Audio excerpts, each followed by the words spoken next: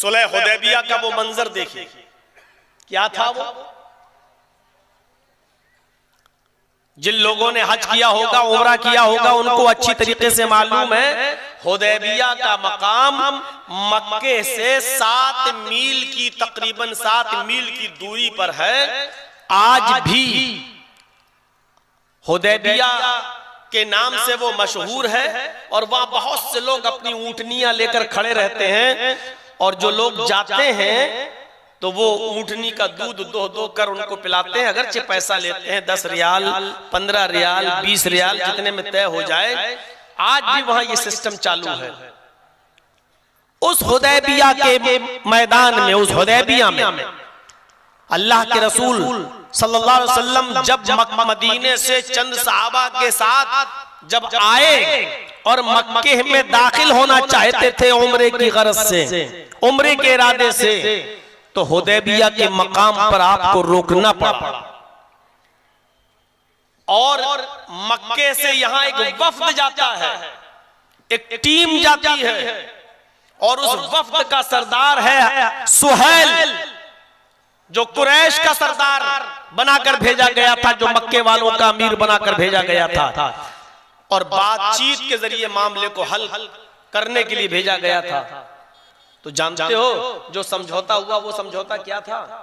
गौर से सुनिएगा, बड़ी कीमती बातें आज आपको मालूम हो जाएंगी। समझौता किस शर्त पे हुआ? सुहैल और उसके साथियों ने, यानी मक्के के लोगों ने मोहम्मद रसूलुल्लाह और उनके साथियों से फरमाया कि आपको हुदैबिया के मकाम पर रोका जा रहा है और शर्त यह है, बातचीत के जरिए मसला हल करो। मक्के में आपको जाने दिया जाएगा या नहीं, उम्रा करने की इजाजत दी जाएगी या नहीं दी जाएगी। तो बातचीत के जरिए जो मसला निकलता है वो ये निकलता है कि पहली शर्त मेरी ये है कि इस साल आपको और आपके साथियों को उम्रा की इजाजत नहीं है, आप मक्के में नहीं जाएंगे। पहली शर्त, आप भी नहीं जाएंगे और आप जितने साहबा को लेकर मदीने से आए हैं ये भी नहीं जाएंगे, कोई इजाजत इस साल नहीं। आपने कहा चलो मैं तुम्हारी ये शर्त मान लेता हूं, और कोई शर्त है? हाँ हाँ। दूसरी शर्त यह है कि आपको इस साल उम्रे की इजाजत नहीं मिलेगी, आइंदा साल आप आ सकते हैं, अगली साल आप आएंगे, नेक्स्ट ईयर। लेकिन 3 दिन से ज्यादा आपको मक्के में रहने नहीं दिया जाएगा। 3 दिन रहोगे और चौथे दिन मक्का खाली करके आपको मदीना जाना होगा। मक्के में पैदा हुए हम, मक्के में मेरे आबाओ अजदाद के आज भी मकान मौजूद हैं, लेकिन हम ही को मक्के में रहने की इजाजत नहीं। फसाद ना फैले, फितना ना फैले। अल्लाह के नबी सल्लल्लाहु अलैहि वसल्लम फरमाते हैं मुझे तुम्हारी ये शर्त भी मंजूर है। देख रहे हैं कितना दबकर समझौता हो रहा है। आप दबकर समझौता कर लेंगे? नहीं, मैं भी किसी बड़े बाप की औलाद हूं। तुम अगर किसी बाप के बेटे हो तो मैं भी किसी बाप का बेटा हूं। नहीं, अरे मोटरसाइकिल खड़ी करने में झगड़ा हो जाता है, पहले निकालने में झगड़ा हो जाता है। रास्ते में कहीं जाम लगा हो तो हम अगरचे बाद में आए हैं, लेकिन हमारी गाड़ी तुमसे पहले निकलेगी, उस पर हम झगड़ा कर लेते हैं। और जलसा सुनने आए हैं माशाअल्लाह, कुरान की बातें सुनने आई है कौम, हदीस की बातें सुनने आई है ये कौम। नबी अकरम कितना दबकर समझौता कर रहे हैं, ये शर्त भी मंजूर, ये शर्त भी मंजूर। उन्होंने कहा कि ठीक है, लेकिन एक शर्त और है। कहा क्या है? कहा कि मेरे आदमी तलवार खुली हुई लेकर घूमेंगे मक्के के अंदर। ये सुहैल ने, मक्के वालों ने शर्त लगाई। आए मोहम्मद इब्ने अब्दुल्लाह, मेरे साथी तलवार खुली हुई लेकर घूमेंगे, आपको और आपके साथियों को तलवार खुली हुई लेकर घूमने की इजाजत नहीं होगी। आप तलवार ला तो सकते हैं, लेकिन तलवार मियान में रहेगी, खुली हुई तलवार लेकर आप नहीं घूम सकते मदीने मक्के के। वो भी अगले साल। आपने कहा कि हम तो उम्रे के लिए आएंगे, लड़ने के इरादे से नहीं आएंगे, इसलिए मुझे तुम्हारी ये शर्त भी मंजूर है कि हमारी तलवारें मियान के अंदर रहेंगी। शर्त हो गई। काफिरों ने एक और शर्त लगाई, बातचीत के जरिए मसला हल। अगर दिल में कुछ जगह हो तो सब बहुत से मसले हल हो जाते हैं। जैसे फिलिस्तीन को बेचारे को हर मर्तबा दबाया गया है, हर मर्तबा दबाया गया है, और बातचीत के जरिए ही मसला हल किया गया, लेकिन दबकर समझौता फिलिस्तीन ही को करना पड़ता।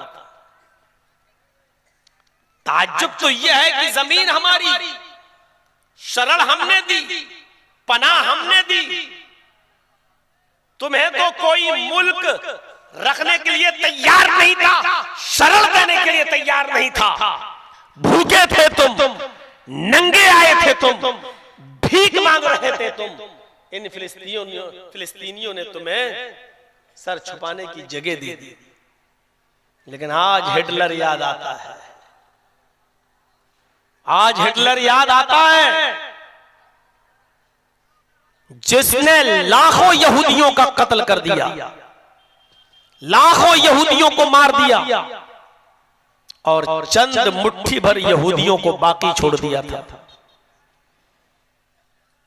और बाकी छोड़ते हुए उसने कहा था कि मैं जब लाखों यहूदियों को कत्ल कर सकता हूं, लाखों यहूदियों को मार सकता हूं, तो ये चंद मुट्ठी भर यहूदियों को भी मैं जब चाहूं तब खत्म कर सकता हूं। लेकिन मैं इनको इसलिए जिंदा छोड़ रहा हूं, इसलिए मैंने इनको जिंदगी बख्शी है, ताकि आइंदा आने वाली नस्ल ये जान ले, ये समझ जाए कि ये कितनी नालायक कौम है, ये कितनी बदमाश कौम है, ये कितनी नाहंजार कौम है। हमने यानी हिटलर ने यहूदियों को क्यों मारा है, इनके वजूद, इनके बका से आपको समझ में आ जाए कि हमने इनको क्यों मारा लाखों की तादाद में।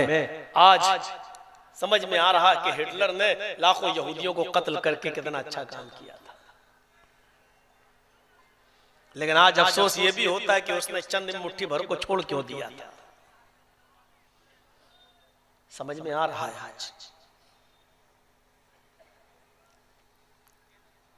आज हम ही से कहा जाए कि हमारी जमीन से निकलो। लेकिन नबी अकरम ने क्या उसूल बताए थे? कहा कि एक शर्त और है, 3 शर्तें पूरी हुई, चौथी शर्त भी एक और है। कहा क्या है? कहा मोहम्मद इब्न अब्दुल्ला, चौथी शर्त यह है कि मेरा आदमी अगर मक्के से भागकर मदीने आएगा, मक्के से भागकर अगर मदीने जाएगा, तो आपको मेरा आदमी वापस करना होगा। और अगर आपका कोई आदमी मदीने से आकर मक्के में पकड़ा गया और हमारी गिरफ्त में आ गया, हमने उसको अरेस्ट कर लिया, हमने उसको अपनी गिरफ्त में ले लिया, तो हम वापस नहीं करेंगे। यानी मेरा आदमी आपके पास आ जाए तो आपको देना पड़ेगा, लेकिन आपका आदमी अगर हमारे पास आ जाए और हम उसको पकड़ लें तो वापस नहीं करेंगे। अल्लाह के नबी सल्लल्लाहु अलैहि वसल्लम ने फरमाया, चलो आए मक्के वालों, तुम खुश रहो, मुझे तुम्हारी ये शर्त भी मंजूर है। इतना दबकर समझौता। हम और आप में से कोई अगर अल्लाह के नबी के जमाने में होता तो उड़ के भाग जाता है। नहीं मानेंगे, इतना दबकर समझौता, आप अल्लाह के नबी हैं फिर भी इतना दबकर समझौता कर रहे हैं। आप क्या अपने कटियार में मौलवियों की सारी बातें मान लेते हो? अपने उलमा की सारी बातें आप तस्लीम कर लेते हो? नहीं। सारी शर्तों को आपने मंजूर कर लिया। अब लास्ट वाला मंजर देखिए। कहा या अली लिख दो मुहम्मदुर रसूलुल्लाह को तुम्हारी ये सारी शर्तें मंजूर हैं। लिख दिया गया। अब एक और मामला। सुहैल उठा और कहने लगा, ये लफ्ज़े रसूलुल्लाह काटो, मैं नहीं मानता आपको अल्लाह का रसूल। यहां ये लिखिए मोहम्मद इब्ने अब्दुल्लाह को शर्तें मंजूर है। हम आपको तो रसूलुल्लाह मानते ही नहीं है। अगर रसूलुल्लाह मान ले तो झगड़ा किस बात का है? रसूलुल्लाह काटो। अल्लाह के नबी ने कहा या अली काट दो रसूलुल्लाह। अगर ये हमें अल्लाह का रसूल नहीं मानते तो क्या हुआ? अब्दुल्ला का बेटा तो मानते हैं, मैं मोहम्मद इब्ने अब्दुल्ला भी हूं, मैं मोहम्मद रसूलुल्लाह भी हूं। लिख दो मोहम्मद इब्ने अब्दुल्ला को ये शर्तें मंजूर है, रसूलुल्लाह काट दो। हजरत अली ने मना कर दिया, ये कहते हुए क्या है अल्लाह के नबी, अल्लाह ने आपको हक के साथ रसूल बनाकर भेजा है, फिर मैं उसको कैसे काट दूं? जब आप अल्लाह के नबी हैं तो मैं उस रसूलुल्लाह के लफ्ज को कैसे काट दूं? मेरे हाथों में इतनी ताकत नहीं है कि मैं कलम चला सकूं और रसूलुल्लाह काट सकूं। अल्लाह के नबी इतनी बड़ी जुर्रत मैं नहीं कर सकता, मैं कैसे काट दूं रसूलुल्लाह जबकि आप अल्लाह के रसूल हैं। अल्लाह के नबी फरमाते हैं लाओ मुझे बताओ रसूलुल्लाह कहाँ लिखा हुआ है? हजरत अली ने इशारा करके बताया कि ये लिखा है। जब बताया कि ये लिखा है तब अल्लाह के नबी ने खुद अपने हाथ से लफ्ज रसूलुल्लाह को काट दिया। नौजवानों, कोला वालों, आए डिस्ट्रिक्ट पूर्णिया के रहने वालों, ईमानदारी के साथ बताइए कि जब अल्लाह के नबी लफ्ज रसूलुल्लाह काट रहे होंगे तो सहाबा किराम के दिलों पर क्या गुजर रही होगी? हजरत अली के दिल से पूछिए, हजरत उमर फारूक से पूछिए कि उनके कलेजे पर, उनके दिल पर क्या गुजर रही होगी। लेकिन अगर आज मैंने इनकी ये शर्तें नहीं मानी तो फिर ये लोग हमें कभी अभी झगड़ा हो जाएगा, अभी लड़ाई हो जाएगी, अभी अगर हमने लड़ने और जिहाद का हुक्म दे दिया तो अभी हम मुट्ठी भर लोग हैं, ये इनकी एक आवाज पर पूरा मक्का टूट पड़ेगा और अभी सारे के सारे लोग कत्ल कर दिए जाएंगे और मारे जाएंगे। इस फितने और फसाद से बचने के लिए अल्लाह के रसूल ने उनकी नाजायज शर्तें भी मान ली, जबकि शर्तें मानने वाली नहीं थी। लेकिन फितना न फैले, फसाद न फैले, उनकी नाजायज शर्तें भी मान ली, लफ्ज रसूलुल्लाह भी कटवा दिया। जानते हो इसका असर क्या हुआ? चंद सालों के बाद इसका असर यह हुआ कि पूरा का पूरा मक्का फिर जनाब मोहम्मद रसूलुल्लाह का गर्विदा हो गया है।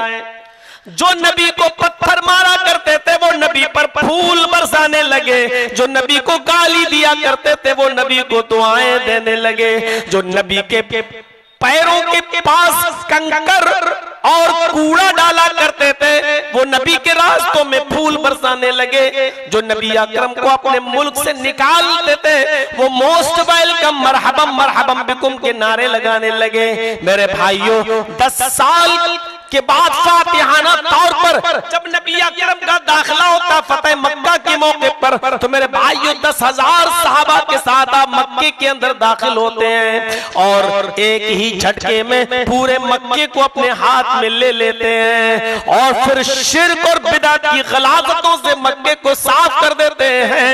यहाँ तक के मक्के के खाने काबा में घुस जाते हैं, हजरत अली के कांधे पर सवार हो जाते हैं, छड़ी लेते हैं, एक एक बुत को गिराते जाते और फरमाते जाते जाल हक व ज़हक़ल बातिल इन्नल बातिल कान ज़हूक़ा, जाल हक व ज़हक़ल बातिल इन्नल बातिल कान ज़हूक़ा।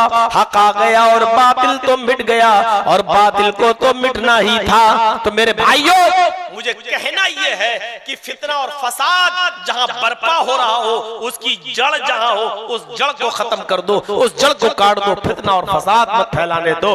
फितना और फसाद ये फैलाना मुनाफिकों का शेवा है। अल्लाह ने फरमाया व इज़ा क़ील लहुम ला तुफ़सिदू फिल अर्ज़ क़ालू इन्नमा नहनु मुस्लिहून। ये वो मुनाफिक हैं जब इनसे कहा जाता है कि जमीन में फितना न फैलाओ, ये वो मुनाफिक हैं जब इनसे कहा जाता है जमीन में फसाद बर्पा मत करो, ये वो मुनाफिक हैं जब इनसे कहा जाता है जमीन में लड़ाई झगड़ा मत करो तो कहते हैं इन्नमा नहनु मुस्लिहून, हम तो इस्लाह करने वाले हैं, हम तो खैर ख्वाही चाहने वाले हैं, हम तो लोगों की भलाई का काम कर रहे हैं, हम फितना कहां फैला रहे हैं। अल्लाह ने कहा अला, होशियार रहना, इन लोगों से होशियार रहना।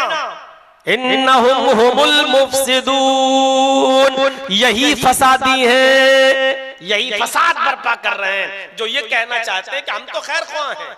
आज अमेरिका यही कह रहा है ना, हम तो खैर ख्वाह हैं, हम तो चाहते हैं कि दोनों मुल्कों के दरमियान बातचीत के जरिए मसला हल हो जाए, ये हो वो हो, और पसे पुष्ट मदद कर रहा है जालिम की, मदद कर रहा है जालिम की, इसलिए कि वो खुद बहुत बड़ा जालिम है, इसलिए वो जालिम की मदद कर रहा है। तो अल्लाह ताला ने यही कहा इन्नहुम हुमुल मुफसिदून, जो ये कहे कि हम तो खैर ख्वाही चाहते, हम तो भलाई चाहते हैं इनकी, अला होशियार रहना ऐसे लोगों से। इन्नहुम हुमुल मुफसिदून, यही फसाती हैं, यही जमीन के अंदर फसाद बर्पा करना चाहते हैं, यही जमीन के अंदर फितना फैलाना चाहते हैं।